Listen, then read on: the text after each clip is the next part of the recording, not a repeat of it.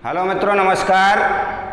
मैं जसवंत सिंह, प्रधानाचार्य Tagore senior secondary school Kathumar एवं टैगोर वेटनरी कॉलेज कठूमर में आपका हार्दिक स्वागत करता हूं, आपका हार्दिक अभिनंदन करता हूं और समस्त अभिभावकों को सादर प्रणाम करता हूं।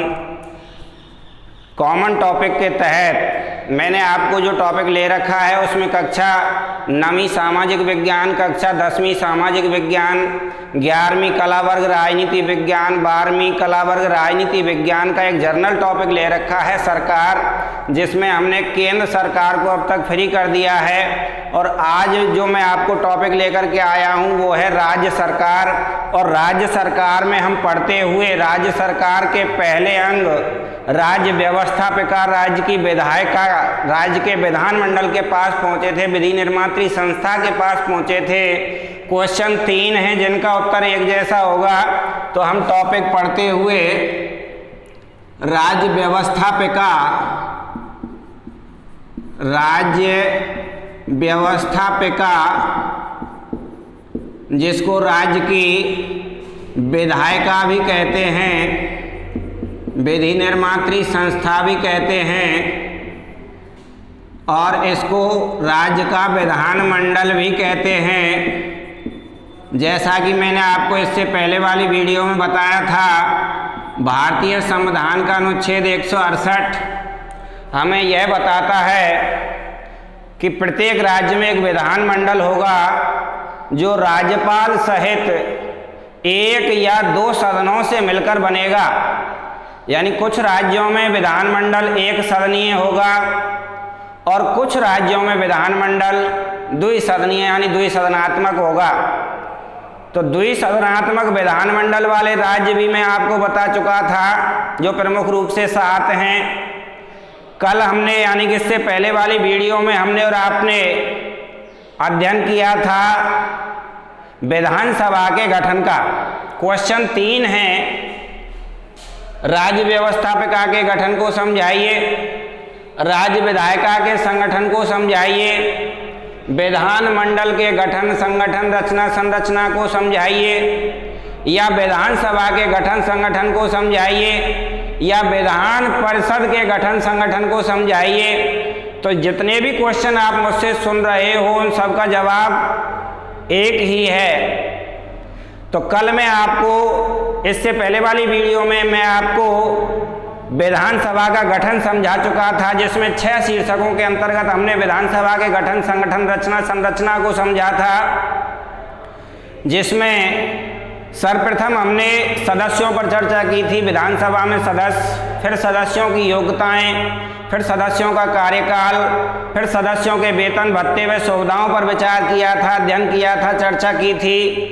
तत्पश्चात हमने 2 पदाधिकारियों पर भी विचार किया था और सबसे अंत में गणपूर्ति यानी कि कोरम पर विचार करते हुए हमने विधानसभा के गठन, संगठन, रचना, संरचना को कंप्लीट कर दिया था।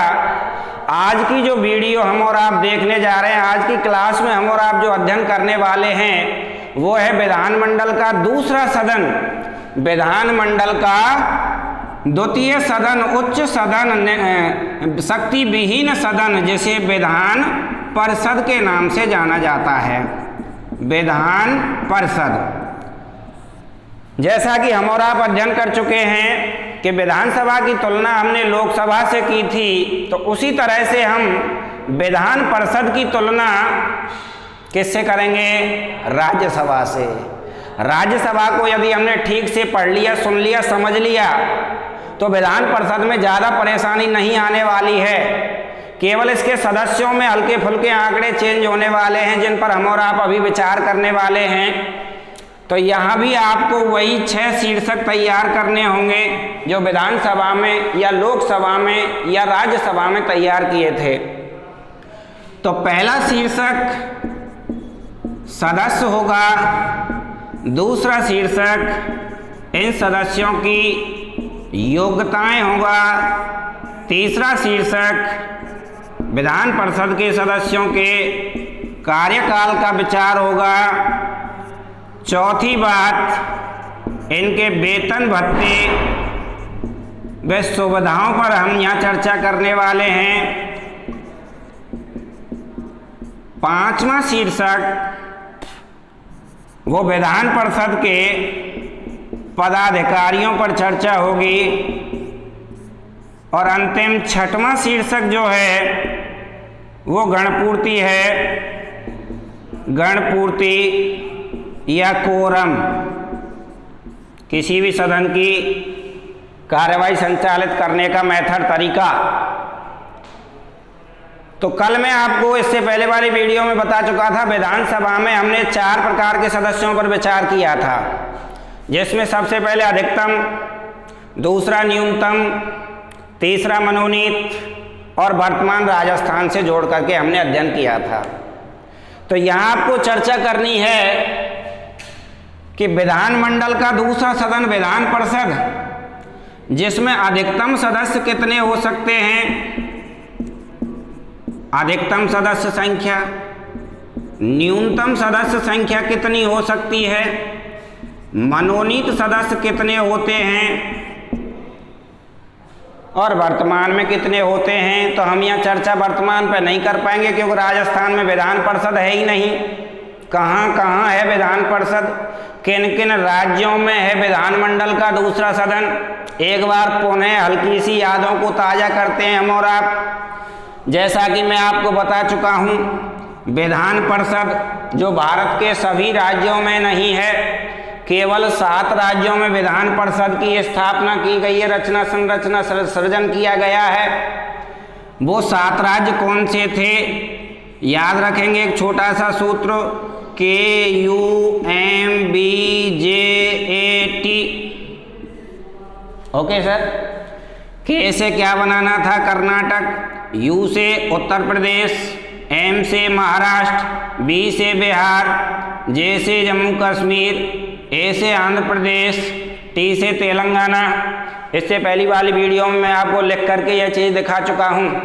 कुंभ जाट याद रखना होगा, कभी नहीं भूल पाओगे आप। कुंभ जाट KUMBJAT। K से कर्नाटक, U से उत्तर प्रदेश, M से महाराष्ट्र, B से बिहार, J से जम्मू कश्मीर, A से आंध्र प्रदेश और T से तेलंगाना। इन 7 राज्यों में विधानमंडल द्विसदनात्मक है। विधानमंडल का दूसरा सदन है, विधानमंडल का उच्च सदन है, नाम है विधान परिषद। तो देखिए इधर, क्या हमारे राजस्थान का इसमें नाम है? जी नहीं। तो ये कंपटीशन के लिए, प्रतियोगी परीक्षा के लिए आपको याद रखना होगा। बहुत ही सुंदर सूत्र है, कुंभ जाट यानी कि द्विसदनात्मक विधानमंडल वाले राज्य। इन 7 राज्यों में विधानमंडल के दोनों सदन हैं, विधानसभा भी है और विधान परिषद भी है। इन 7 को यदि हम हटा देते हैं तो बाकी सभी राज्यों के विधानमंडल कैसे होंगे? एक सदनात्मक, एक सदनीय, एक सदन वाला विधानमंडल ही है। तो यहाँ याद रखना होगा, क्या राजस्थान में विधानमंडल के 2 सदन हैं? जी नहीं। राजस्थान का विधानमंडल एक सदनीय है। उस एक सदनीय विधानमंडल का, उस एक सदन का नाम क्या है? विधानसभा। तो राजस्थान में केवल विधानसभा है, विधान परिषद नहीं है। तो यहाँ आइए चर्चा करते हैं फिर से। किसी भी राज्य के विधान परिषद में अधिकतम सदस्य संख्या कितनी हो सकती है? उस राज्य की विधानसभा के 1/3 से अधिक नहीं हो सकती। किसी भी राज्य के विधान परिषद की अधिकतम सदस्य संख्या कितनी हो सकती है? उस राज्य की विधानसभा के 1/3 सदस्यों से अधिक विधान मंडल की, विधान परिषद की सदस्य संख्या नहीं हो सकती है। न्यूनतम पे चर्चा करते हैं तो आपको याद रखना होगा, किसी भी राज्य के विधान परिषद में न्यूनतम सदस्य संख्या 40 हो सकती है। 40 से कम सदस्य किसी भी राज्य के विधान परिषद में नहीं हो सकते। अगली बात हमें याद रखनी होगी, मनोनीत 1/6, यानी कि किसी भी राज्य के विधान परिषद में मनोनीत करने का अधिकार, पावर, ताकत किसके पास है? यहाँ राज्यपाल के पास। और केंद्र सरकार में ये ताकत मनोनीत की किसके पास थी? राष्ट्रपति के पास। तो किसी भी राज्य के विधान परिषद में उस राज्य का राज्यपाल 1/6 सदस्यों को मनोनीत कर सकता है। लेकिन कैसे सदस्यों को मनोनीत कर सकता है, वहीं पहुंच जाइए राज्यसभा के पास। राज्यसभा में राष्ट्रपति कैसे सदस्यों को मनोनीत कर सकता है? ऐसे सदस्य जो विषय विशेषज्ञ हों, किसी विषय में विशेष रुचि रखने वाले हों, विषय के मर्मज्ञ हों, विषय के अच्छे ज्ञाता हों, जैसे कि कला है, विज्ञान है, दर्शन है, ज्योतिष है, चिकित्सा है, वाणिज्य है, खगोल शास्त्र है, आदि विषय में पारंगत 1/6 सदस्यों को उस राज्य का राज्यपाल विधान परिषद में मनोनीत कर सकता है। ये चीज आपको याद रखनी थी। इन सदस्यों का जो चुनाव है, निर्वाचन है, वो याद रखना होगा आपको, राज्यसभा की तरह ही है। क्या है? एकल संक्रमणीय मत पद्धति। एकल संक्रमणीय मत पद्धति की आनुपातिक प्रणाली के द्वारा विधान परिषद के सदस्यों का चुनाव होता है। कौन सी विधि से? उस विधि का नाम है अप्रत्यक्ष निर्वाचन प्रणाली। अप्रत्यक्ष निर्वाचन प्रणाली, चुनाव का इनडायरेक्ट तरीका। और तीसरा नाम आप याद रख सकते हो, बड़े कंपटीशन में काम आता है। एकल संक्रमणीय मत पद्धति का जो जनक है वो थॉमस हेयर है।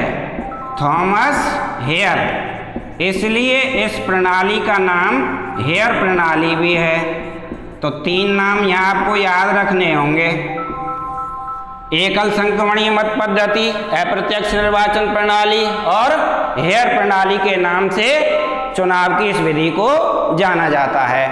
आज इतना ही। अगली वीडियो में फिर से मुलाकात होगी। तब तक के लिए नमस्कार।